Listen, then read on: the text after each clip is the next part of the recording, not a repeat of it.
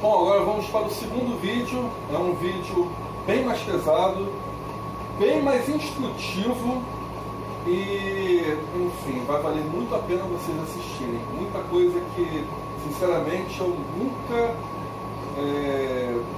ouvi falar na imprensa, nunca ouvi falar em lugar nenhum. Vocês vão gostar muito. Vamos lá. O artigo 14 da Lei Maria da Penha diz o seguinte: os juizados de violência doméstica familiar contra a mulher, órgãos da justiça ordinária com competência civil e criminal, poderão ser criados pela União, no Distrito Federal e nos territórios e pelos estados para o processo, o julgamento e a execução das causas decorrentes da prática de violência doméstica familiar contra a mulher. Vamos para parágrafo único. Os atos processuais poderão realizar-se em horário noturno conforme dispuserem as normas de organização judiciária. Os atos processuais poderão realizar-se em horário noturno conforme dispuserem as normas de organização judiciária. Então, quer dizer que as diligências, por exemplo, podem ser realizadas à noite. Mas que tipo de diligências seriam essas? Existem os oficiais de justiça. E a Patrulha Maria da Penha, dos batalhões, tem muito contato com os oficiais de justiça das varas de violência doméstica e familiar dos seus respectivos fóruns. Perdão.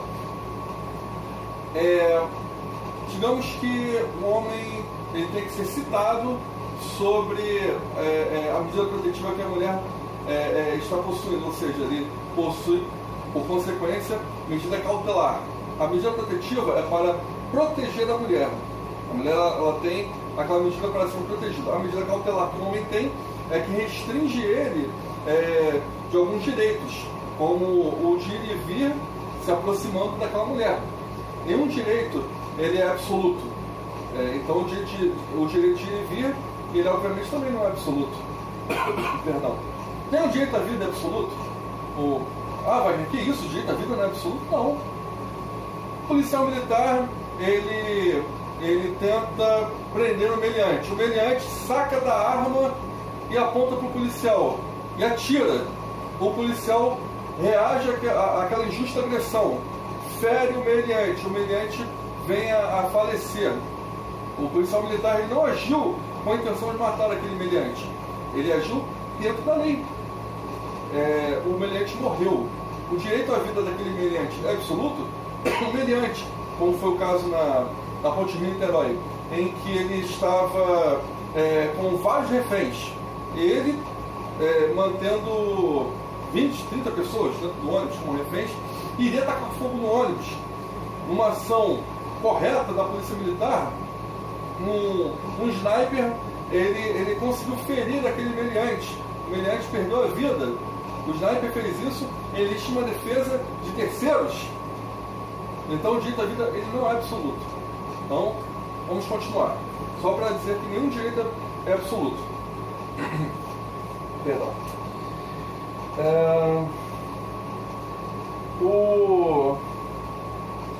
O artigo 14. Eu queria falar um pouco sobre o parágrafo único dele. Como já tinha citado, os atos processuais. Então, vamos lá. Ele é citado. Agora, digamos que exista um mandado de prisão contra aquele homem. Aquele homem, ele descumpriu medida protetiva, por exemplo. É um dos motivos que podem fazer com que o homem passe a ter um mandado de prisão. Ele descumpriu medida protetiva, não foi preso em flagrante, e a mulher, ela denunciou ele na delegacia. Posteriormente, o Poder Judiciário tomou ciência do que estava acontecendo. E aí o magistrado, a pedido do Ministério Público ou do delegado, nós vamos ver isso daqui a pouco, foi solicitado a ele que aquele homem que houvesse um mandado de prisão em desfavor daquele homem. Esse mandado de prisão pode ser cumprido à noite, já que nesse artigo 14, parágrafo único, diz que os atos processuais poderão realizar-se em horário noturno? Não. Não, porque a Constituição Federal ela fala sobre o princípio da inviolabilidade do domicílio. Tem exceções. O domicílio é asilo inviolável. Tem as exceções. E quais são as exceções? Vamos dar uma olhada na Constituição Federal. Como eu disse, esse vídeo é muito interessante, o segundo vídeo. Perdão. Artigo 5º da Constituição Federal, diz que todos são iguais perante a lei, enfim, é o caput que todos conhecem. Inciso 11. A casa é asilo inviolável do indivíduo. Ninguém nela podendo penetrar, sem consentimento do morador. Então, uma das formas de entrar no domicílio é se o morador permitir. Tem exceções? Tem. Vamos ver agora. Salvo em caso de flagrante delito ou desastre, ou para prestar socorro, ou durante o dia por determinação judicial. Salvo em caso de flagrante delito. Eu vou falar sobre flagrante delito um pouquinho mais à frente, num outro artigo. Eu acho que vai ser bem mais interessante do que falar agora. Ou desastre, uma rocha, uma casa fica beirando um determinado morro. Uma rocha cai em cima daquela casa, as pessoas estão soterradas. Então pode sim uma pessoa qualquer entrar naquela casa para socorrer em caso de desastre também. Prestar socorro, qualquer tipo de socorro. Ou durante o dia por determinação judicial. Então, o mandado de prisão é uma determinação judicial. Tem que ser cumprido durante o dia. O STF já disse que o mandado de prisão ele tem que ser cumprido no horário de 6 da manhã até as 18 horas. Por que o que seria dia? Bom, questões como, por exemplo, o sol se pôs antes das 18 horas, o sol nasceu após as 6 da manhã, nasceu às 7, sei lá, 6h30, ele se pôs às 5h30, o dia está nublado. Então, para evitar esse tipo de problema, o STF, guardião da Constituição Federal, já determinou que entre as 6 da manhã e as 18 horas. Tá bom? Então vamos lá. 14A. Vamos ver o que diz o artigo 14A da Lei Maria da Penha. Artigo 14A. A ofendida tem a opção de propor ação de divórcio ou de dissolução de união estável no juizado de violência doméstica familiar contra a mulher. Isso é muito interessante. Digamos que a mulher ela foi à delegacia, ela já tem medida protetiva porque tem aquela medida protetiva que a delegacia dá de 5 dias, exatamente para a mulher ter tempo de ter seu pedido julgado pelo magistrado, porque ele vai ter 2 dias para julgar. Vamos falar sobre isso daqui a pouco. E aí a mulher já tem medida protetiva, a vara de violência doméstica já está assistindo aquela mulher, conforme dito que a rede assiste a mulher, o Estado assiste a mulher. E a mulher não foi à vara de família pedir o divórcio. Ela é casada com um homem, ela tem união estável com um homem, ela não pediu divórcio, ela não tentou ainda acabar com essa união estável. Isso pode ser feito na vara de violência doméstica? Pode. Se ela não pediu na vara de família ainda, pode ser feito na vara de violência doméstica. É comum? Não. Mas é direito. Se ela fizer, ela vai conseguir. O magistrado tem que julgar também a questão do divórcio. A maioria das vezes, a questão de violência doméstica é julgada na vara de violência doméstica e o divórcio na vara de família. Só que tem uma situação que a vara de violência doméstica não pode fazer. Nós vamos ver agora. Artigo 14A. Parágrafo 1º. Exclui-se das competências do juizado de violência doméstica familiar contra a mulher a pretensão relacionada à partilha de bens. Então, se existem bens a serem partilhados, isso vai ter que ser julgado pela vara de família. Então, se tem bens a serem partilhados e a mulher entender que é melhor pedir o divórcio na vara de família por conta disso, tudo bem. Se não, a vara de violência doméstica vai julgar a separação dela, mas os bens vão ser julgados na vara de família. Não é nada comum, mas a lei diz que pode. Vamos lá. O artigo 14A, em seu primeiro fala sobre isso. É isso, tá? Vamos continuar no vídeo. Artigo 16. Extremamente interessante o artigo 16. Nas ações penais públicas condicionadas à representação da ofendida, vou repetir, nas ações penais públicas condicionadas à representação da ofendida, de que trata essa lei, Lei Maria da Penha, só será admitida a renúncia à representação perante o juiz, em audiência especialmente designada com tal finalidade, antes do recebimento da denúncia e ouvido o Ministério Público. Perdão. Como assim? Alguns dizem que a violência doméstica e familiar contra a mulher, tudo em relação a ela é incondicionável à representação. Não. Não é. Vocês estão percebendo que existem crimes que são condicionados à representação, ou seja, depende da vontade das partes. Depende da vontade das partes. Só que, vamos lá, agora focando no artigo 16.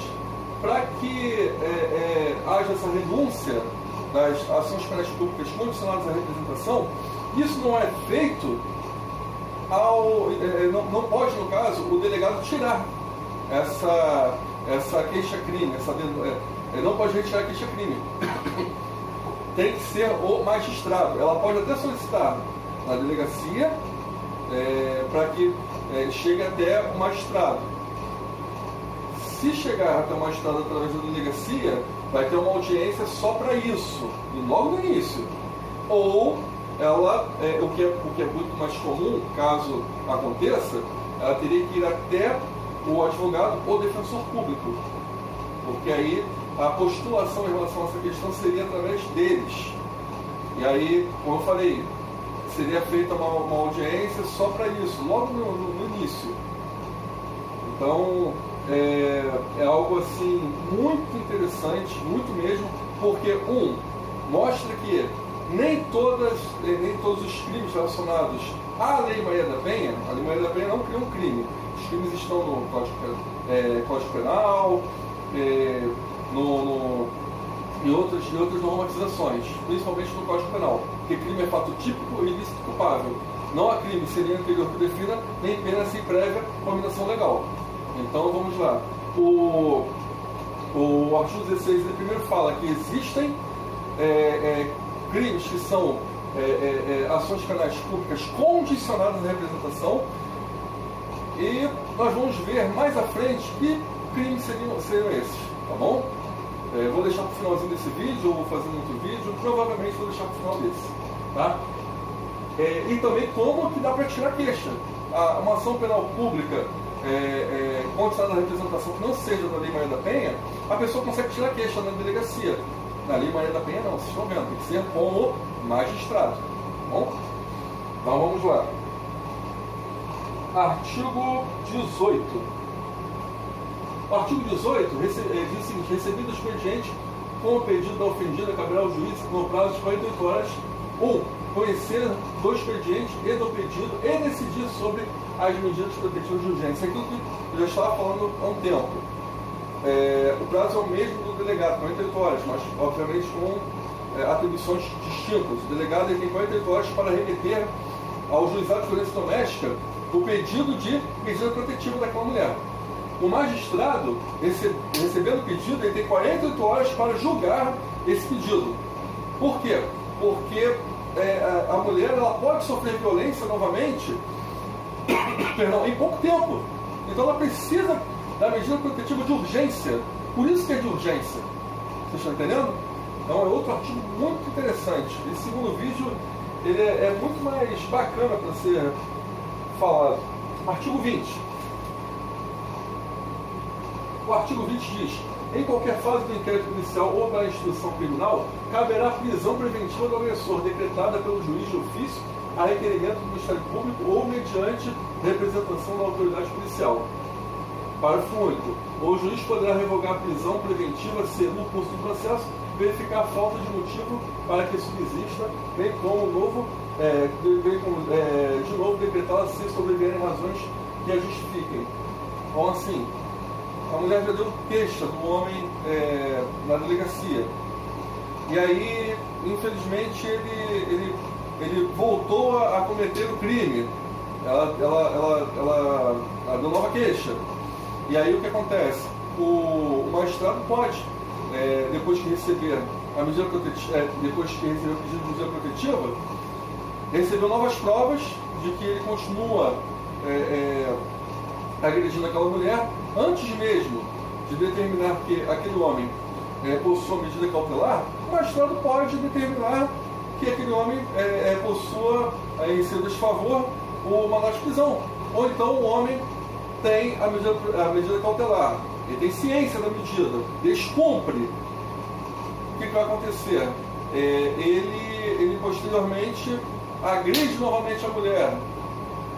O magistrado pode determinar a prisão preventiva. Então, a qualquer momento do processo. É bem interessante isso porque dá liberdade ao magistrado de proteger a mulher desta forma. Tá bom? Então, vamos lá. Artigo 21.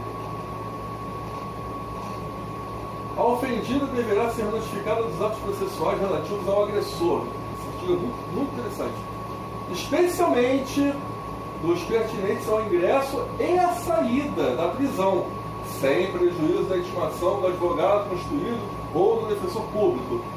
Parágrafo único. A ofendida não poderá entregar a intimação ou notificação ao agressor.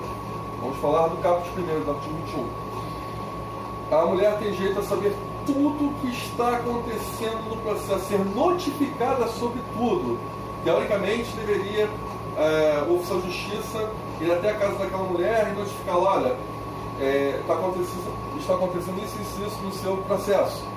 Olha, o seu ex-companheiro, seu ex-marido, foi preso pela Patrulha Maria da Penha através de um mandado de prisão. Ou a própria patrulha avisar que ela prendeu. Perdão. O homem saiu da cadeia através de um habeas corpus, ou relaxamento de prisão, audiência de custódia, seja lá o que for. A mulher tem direito de saber que ele saiu da prisão. Por que isso? Porque ela precisa se organizar. A mulher muitas vezes tem medo de sofrer novamente violência doméstica, e aí, sabendo que ele saiu da prisão, ela pode ir para a casa de um parente, de um amigo, num local que ele não saiba onde ela está, entendeu? Ir para um abrigo. Um dos direitos que a mulher tem é de ir para um abrigo. Os centros especializados de atendimento à mulher, eles fazem um ótimo trabalho em relação a isso. A mulher ela vai à delegacia, e aí ela depois da delegacia, ela é encaminhada ao CEAM, e o CEAM ele consegue que a mulher seja levada até um abrigo, onde aquele homem não vai saber onde é, nem mesmo os policiais militares e os policiais civis sabem onde está o abrigo. Ok? Só um minuto que caiu um papel aqui. Tá bom? Então, vamos continuar a nossa aula. No parágrafo único do artigo 20, o juiz poderá revogar a prisão. Não, perdão. Artigo 21. A ofendida não poderá entregar a intimação ou notificação ao agressor. Não existe essa figura. A mulher tem que ser protegida pela Lei Maria da Penha. Aí imagine só, alguém chega para ela: olha, um oficial de justiça que seja, não acredito que um oficial de justiça faria uma coisa dessas, mas ele chegasse para a mulher: olha, entregue essa notificação aqui ao seu ex, para que ele saiba que a senhora possui medida protetiva. Primeiro, que se ela possui medida protetiva, ela tem que se aproximar dele. Segundo, vai estar expondo aquela mulher. O homem vai ficar enfurecido, provavelmente. Então é assim? E vai acabar batendo nela. Não pode. A lei Maria da Penha foi uma coisa que é óbvia, mas é importante estar aqui. Tá bom? Então, vou falar agora sobre... Como eu disse, esse vídeo é um pouco extenso, mas ele é extremamente importante. Vou falar agora sobre o artigo 22, a bateria está acabando e está sendo carregada aos poucos. Constatada a prática de violência doméstica e familiar contra a mulher, nos termos dessa lei, o juiz poderá aplicar de imediato ao agressor em conjunto ou separadamente as seguintes medidas protetivas de urgência, entre outras. 2. Afastamento do lar, domicílio ou local de convivência com a ofendida. Por isso que existem os oficiais de justiça. O oficial de justiça ele está com uma determinação judicial de afastamento do lar, e é por isso que a Patrulha Maria da Penha precisa apoiar os oficiais de justiça nesse momento. Faz parte da Lei Maria da Penha que o homem seja afastado do lar. Então, a Patrulha Maria da Penha ela não trabalha como uma funcionária da justiça, não é isso, é uma rede. E aí, quando o autor do fato, o suposto autor do fato, é retirado do lar e a justiça solicita o auxílio da polícia militar, não é à toa. É porque essa rede necessita estar realmente integrada, tá bom? O parágrafo 3º do artigo 22, ele ressalta muito bem isso. Vamos ver o parágrafo 3º agora. Ainda como eu falei do artigo 22. Para garantir a efetividade das medidas protetivas de urgência, poderá o juiz requisitar a qualquer momento auxílio da força policial. Eu acabei de falar. Então, é necessário que a patrulha esteja integrada para que esse suposto autor do fato saia do lar, para que a violência seja cessada. Entendeu? É isso. Vamos agora para o artigo 23. Poderá o juiz, quando necessário, sem prejuízo de outras medidas. 1. Encaminhar a ofendida e seus dependentes para programa oficial ou comunitário de proteção ou de atendimento. Ou seja, aquilo que eu falei anteriormente, a mulher ela pode ser encaminhada para um abrigo, através de um juiz, por exemplo. Anteriormente eu falei que era assim, o senhor pode. Só que o juiz também pode encaminhar. Não só um abrigo, mas qualquer tipo de programa que proteja aquela mulher, programas que deem a ela acesso a um psicólogo, acesso a questões que ela esteja precisando, entendeu? Então qualquer questão relativa à dignidade daquela mulher pode ser encaminhada pelo juiz para órgãos que consigam dar a dignidade que a mulher precisa, tá bom? 2. Determinar a recondução da ofendida e de seus pertences ao respectivo domicílio, após o afastamento do agressor. Olha, isso aqui é muito interessante mesmo. Porque o 2, ele fala determinar a recondução da ofendida e de seus dependentes ao respectivo domicílio. O homem e a mulher construíram juntos aquela casa. E aí ele é afastado do lar. Ele fala que é a casa dos dois. O 1, vocês já viram que ele pode ser afastado realmente, como eu já disse. E o 2, a mulher pode voltar para o lar. Então, assim, a lei ela protege a mulher vítima de violência doméstica. Eu tenho a dar os parabéns a quem escreveu esse artigo, porque o que aconteceria com a mulher se não fosse isso? Para onde ela iria, caso ela não quisesse estar no abrigo? Ela poderia ficar na rua? Não. A casa é dela, não foi ela quem causou a violência doméstica.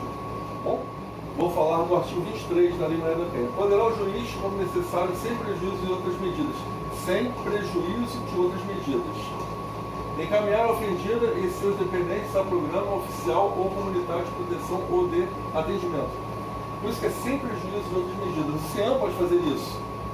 Encaminhar aquela mulher para um abrigo, entendeu? Mas o juiz também pode. Outra coisa, a mulher pode ser encaminhada para a chamada Casa da Mulher. Alguns municípios têm, Nilópolis, por exemplo, tem. Na Casa da Mulher, a mulher ela é atendida por uma psicóloga, ela é atendida por uma advogada, ela é atendida, bom, pelo menos até onde eu sei, ela faz programas muito interessantes em que ela aprende, às vezes, até mesmo um ofício. Então, esse artigo 23 ele é muito interessante. O inciso 2.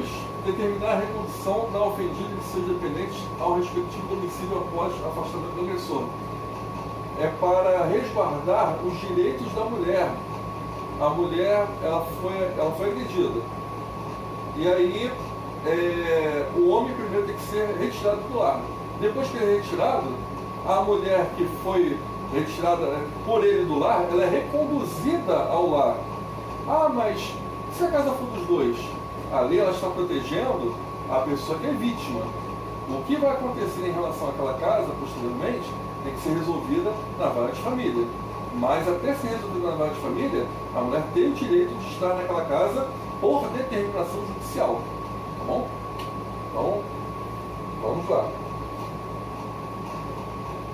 Artigo 24. O artigo 24, perdão, ele é bem curioso, é bem interessante também, porque para a proteção patrimonial dos bens da sociedade conjugal ou daqueles de propriedade particular da mulher, o juiz poderá determinar liminarmente as seguintes medidas, entre outras, liminarmente. Bom, vamos lá. 1. Restituição de bens indevidamente subtraídos pela agressora ofendida. Restituição dos bens daquela mulher. Vou explicar um pouco mais isso. Quem está determinando é o juiz. Caput do artigo diz que é o juiz que está determinando a restituição desses bens. Vou voltar no tempo. Vou falar do artigo 11. Pô, Wagner, mas para que tu vai voltar? Porque eu não falei sobre ele de forma proposital. Vocês vão entender por quê. O artigo 11, eu nem citei, queria fazer um link com esse, diz o seguinte.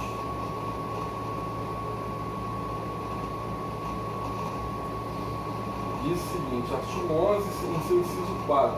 Artigo 11.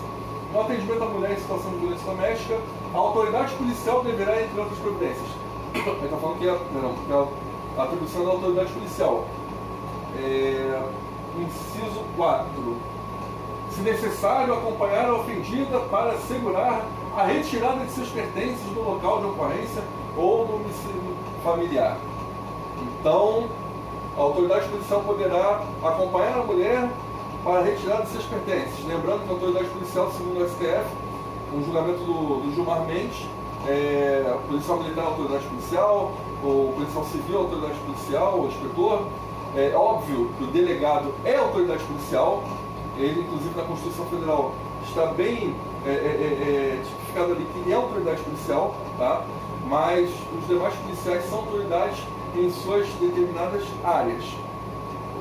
Por aqui, poderia, então, o policial entrar na casa do indivíduo para pegar os pertences daquela mulher. Digamos que a casa não seja dos dois, a casa seja somente dele e os pertences estão lá. Exemplo, eles eram namorados e ela deixou os pertences dela lá.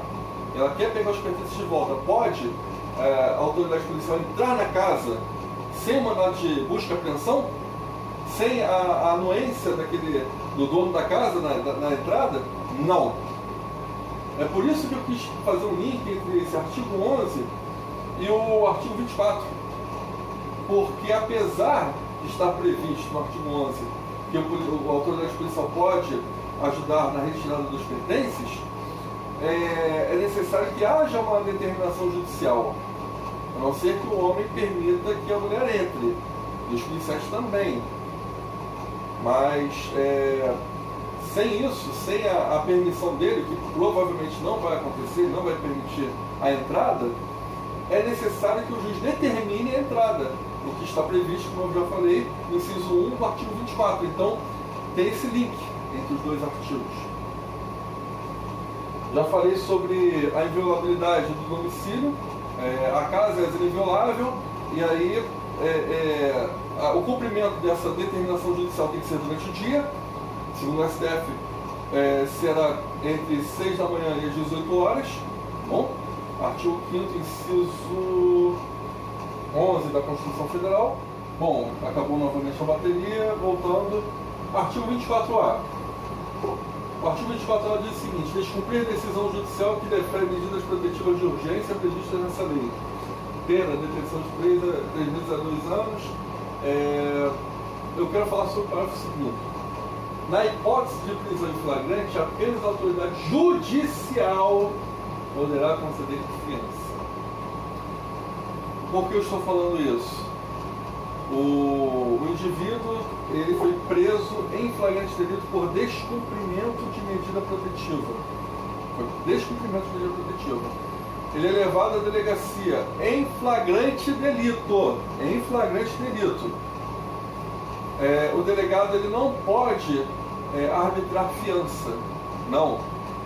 Só quem pode fazer isso é o juiz, o magistrado. Está aqui no artigo 24A da Lei Maria da Penha. Delegado não pode fazer isso, não pode arbitrar fiança para flagrante delito de descumprimento de medida protetiva, de urgência. Descumprimento de medida protetiva. Tá bom? Então, vamos, isso é muito interessante, muito mesmo. Vamos para o inciso 2 agora do artigo 26. O artigo 26 diz o seguinte: caberá ao Ministério Público, sem prejuízo de outras atribuições, nos casos de violência doméstica e familiar contra a mulher, como necessário. 2. Fiscalizar os estabelecimentos públicos e particulares de atendimento à mulher em situação de violência doméstica e familiar. E adotar de imediato as medidas administrativas ou judiciais cabíveis no tocante a quaisquer irregularidades constatadas. Digamos que o Estado contrate uma empresa terceirizada para dar assistência a mulheres. Um centro especializado e o Ministério Público começa a receber denúncias de que não tem nenhum profissional naquele local, de que aquilo ali é um local em que as pessoas estão cobrando dinheiro para que elas possam vir a ajudar as mulheres, a assistir as mulheres. O Ministério Público vai lá e percebe que há irregularidades, as sanções estão aqui. Entendeu? Então, o Ministério Público ele é um parceiro muito grande nessa rede no combate à violência doméstica e familiar contra a mulher. Tá bom? Então, vamos lá. O artigo agora 19. Voltando um pouco no tempo também, porque fez-se necessário. Artigo 19. As medidas protetivas de urgência poderão ser concedidas pelo juiz a requerimento do Ministério Público ou a pedido da ofendida. Olha só. Desculpa, vou ler de novo. Vou ler de novo o artigo 19. As medidas protetivas de urgência poderão ser concedidas pelo juiz, só o juiz concede, tá? A requerimento do Ministério Público ou da ofendida. E aí que está. Vamos dar uma olhada na Constituição Federal? Olha, esse artigo, sinceramente, é o meu favorito para ser falado no vídeo. Vocês vão entender. Vamos ver o artigo 133 da Constituição Federal. Artigo 133, parece que não tem nada a ver, mas tem tudo a ver. O advogado é indispensável à administração da justiça, sendo inviolável por seus atos e manifestações no exercício da profissão nos limites da lei. Ou seja, a postulação, ela, em regra, tem que ser feita pelo advogado. O advogado é que tem que postular. O advogado pode postular em causa própria, mas as pessoas elas precisam do advogado para que haja postulação judicial. Então não poderia uma pessoa que não é advogada postular em causa própria. Por exemplo, uma questão comum, nenhum juiz pode postular em causa própria, mas um advogado pode. Entretanto, há exceções. Sim. Vamos lá. O habeas corpus. O habeas corpus pode ser feito por qualquer um. E não existe uma escrita, só precisa estar no habeas corpus, na lei do habeas corpus, as violações o que está de errado naquela prisão. Então a pessoa pode fazer um habeas corpus no papel de pão. Já teve habeas corpus em papel de pão. Um preso pode escrever um habeas corpus num papel higiênico, e tem um habeas corpus em papel higiênico, está no Museu da Justiça. Pode parecer engraçado, mas é verdade. E o preso foi solto. Um habeas corpus escrito por uma pessoa semi-analfabeta num papel higiênico. Tá? Então, o magistrado entendeu que a prisão ela estava incorreta e o elemento foi solto. Tá bom? Então vamos lá. Eu quero citar para vocês 3 ações diretas de inconstitucionalidade. Ação direta de inconstitucionalidade: 1127, a 3168 e a 1539. É óbvio que eu não vou ler as 3 ADINs. Cada ADIN é quase que do tamanho da Lei Maria da Penha. Mas o que tem nessas ADINs? A OAB, ela entrou ela suscitou diretamente o STF para que, numa delas, por exemplo, em varas especiais, seja necessário o advogado. A lei de varas especiais diz que não é necessário o advogado, a presença do advogado. E a OAB ela teve como resposta de que, se a lei disser que não há necessidade, não haverá necessidade. São leis especiais. São leis especiais. E quem disse isso? Mas Wagner, não existe a pena de Kelsen, que a Constituição Federal está acima das leis ordinárias? Sim, mas quem entendeu dessa forma? O STF, guardião da Constituição Federal. Então, nós temos, como eu falei, exceções. Habeas corpus, juizados especiais, não há necessidade de advogado, pode sim a pessoa postular em causa própria. Justiça do trabalho, em primeira e segunda instância, a pessoa pode postular em causa própria, poucos trabalhadores sabem disso. Agora, se for para o TRT, para o STJ, por exemplo, aí tem que ter advogado, não tem jeito. Tá? Então, são as exceções. E a última exceção que vocês não encontram, se vocês jogarem no Google, vocês não vão encontrar em lugar nenhum, por incrível que pareça, é a Lei Maria da Penha. A mulher pode postular em causa própria para pedir medida protetiva. A mulher não pode postular para pedir um mandado de prisão do ex. Só quem pode fazer isso é perdão. Quem pode solicitar é o delegado, ou o Ministério Público pode requisitar, entendeu? Somente eles requisitam, podem solicitar isso ao magistrado. Aliás, o delegado solicita, o Ministério Público requisita ao juiz. Agora, medida protetiva, a mulher pode ir até a vara de violência doméstica e entregar uma petição. Nesse momento de combate ao coronavírus, isso não está sendo possível. A mulher tem que entrar, se ela não tiver advogado, ela tem que entrar ela tem que procurar o contato da Defensoria Pública, procurar um dos telefones da Defensoria Pública, ligar e explicar o que está acontecendo. Se ela tiver acesso ao WhatsApp, mandar pelo WhatsApp foto do registro de ocorrência e demais provas. Mas numa situação comum, essa é uma situação atípica que estamos vivendo, uma situação comum, a mulher pode ir até a vara de violência doméstica e entregar uma petição. E aí, que está, como é que ela pode entregar essa petição? Wagner, eu não sei fazer uma petição, eu sou vítima de violência doméstica, eu não sei fazer a petição. O artigo 319 do Código de Processo Civil, ele tem a cola de como é que é feita uma petição. Pega lá o Código de Processo Civil, artigo 319, e explica para quem é destinada a petição, onde vai estar o nome da pessoa e tudo mais, os pontos em que cita-se o artigo, conforme o artigo tal, entendeu? Então, o amparo legal, inclusive, é o que eu expliquei. O artigo 19, as medidas protetivas de urgência poderão ser concedidas pelo juiz a requerimento do Ministério Público ou a pedido da ofendida. Deixa eu pular para o 27, porque o 27 tem a ver. Olha só o que diz o 27.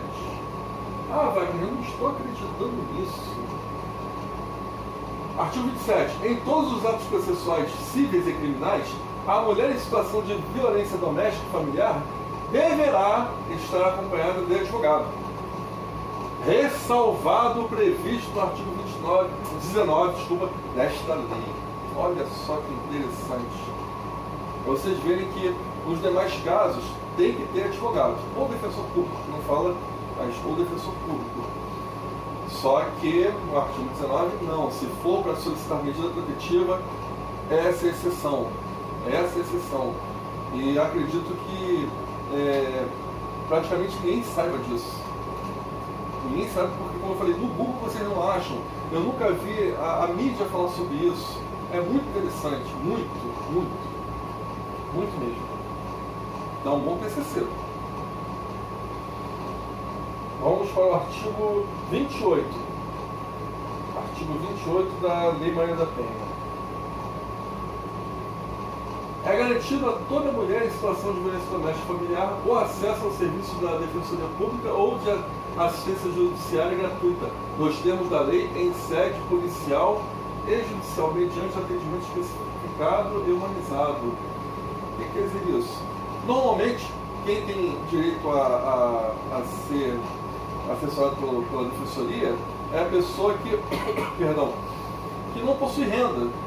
Então, mesmo que a mulher possua renda, mesmo que ela seja rica, ela tem direito à Defensoria Pública assessorá-la. Ela tem direito a um local apropriado para que ela possa ser ouvida, seja, inclusive até mesmo na delegacia, tem que ter um local apropriado. Por quê? Como é que a mulher vai falar que sofreu estupro e como foi o estupro ao lado de pessoas que estão esperando para ser, perto de pessoas que estão esperando para serem atendidas? Vocês estão entendendo? Então, esse artigo é muito interessante, porque ele fala da questão da mulher ter acesso gratuito. E olha só, deixa eu só voltar no ponto do artigo 28. Não, aqui ó. Nos termos da lei, é garantido a toda mulher em situação de violência doméstica familiar o acesso ao serviço da Defensoria Pública ou de assistência judiciária gratuita. Então, só para vocês fixarem, né, tem esse direito, tá bom? Artigo 30. Já estamos terminando, tá? O artigo 30 vai ser o último sobre a Lei Maria da Penha. Entretanto, tem uma questão extremamente importante que vocês vão ver depois. Compete à equipe de atendimento multidisciplinar, entre outras atribuições que lhe forem reservadas pela legislação local, fornecer subsídios por escrito ao juiz, ao Ministério Público e à Defensoria Pública mediante laudos ou verbalmente em audiências e descrever trabalhos de orientação, encaminhamento, prevenção e outras medidas voltadas para a ofendida, o agressor e aos familiares, com especial atenção às crianças e aos adolescentes. Ou seja, as equipes multidisciplinares, elas têm que encaminhar para a justiça o que elas têm. Exemplo, uma equipe multidisciplinar que tem um psicólogo. Eles podem enviar para a justiça aquilo que os laudos que o psicólogo, os laudos hoje, os escritos que o psicólogo tem sobre aquela mulher, porque aquela mulher ela tem dificuldade às vezes de falar em juízo. E aí o magistrado vai ler tudo que o psicólogo escreveu. E aqui está escrito que em especial as crianças e adolescentes. Porque, como eu falei, o homem tem uma filha, ele bate na filha, ele bateu pelo fato de ela ser mulher. Ah, você não lavou a louça, se a atribuição é sua e não teu irmão. É violência doméstica, familiar. Dentre outros muitos exemplos, o que me chama a atenção na Lei Maria da Penha, inclusive, desculpe voltar novamente, mas é o artigo 8º. O artigo 8º, Foi muito bom ter falado isso, que eu lembrei do artigo 8º.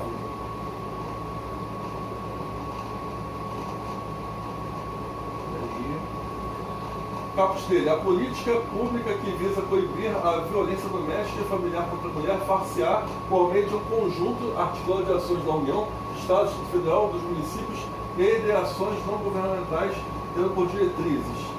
Inciso 1, que é o que eu quero: a integração operacional do Poder Judiciário, do Ministério Público, da Defensoria Pública, com áreas de segurança pública, assistência social, saúde, educação, trabalho e habitação. Vocês não veem as escolas com a matéria obrigatória violência doméstica e familiar. Qualquer mulher. Não tem isso. Deveria ter nas escolas de primeiro, de segundo grau, principalmente de primeiro grau. Como eu falei no primeiro vídeo, eu sou bacharel em Direito. E eu não tive essa matéria no nível superior. Deveria ser matéria obrigatória e não eletiva. As crianças precisam entender o que é violência doméstica, primeiro, para a criança do sexo masculino não crescer achando que o que o pai faz com a mãe é o certo e ele fazer depois com uma mulher. Entendeu? Que a mulher tem que apanhar. Não, isso está errado. Segundo, seria necessário para que os professores viessem a ser qualificados para perceber se aquela aluna do primeiro grau, se ela foi vítima de violência doméstica dos pais. No segundo grau, se aquela aluna foi vítima de violência doméstica do namorado, porque ela chegou cheia de vermelhidão no corpo, um olho roxo. Uma garota assim, ao meu ver, ela não tem que estar numa sala de aula de imediato. Ela tem que, claro, de forma bem discreta, ser levada até uma sala onde ela teria que ser ouvida por uma psicóloga. Ou psicólogo, mas de preferência uma mulher. Por quê? Porque ela é para se sentir menos envergonhada possível. Então, o artigo 8º é um artigo que, infelizmente, não é colocado na prática. E dá também bom que esse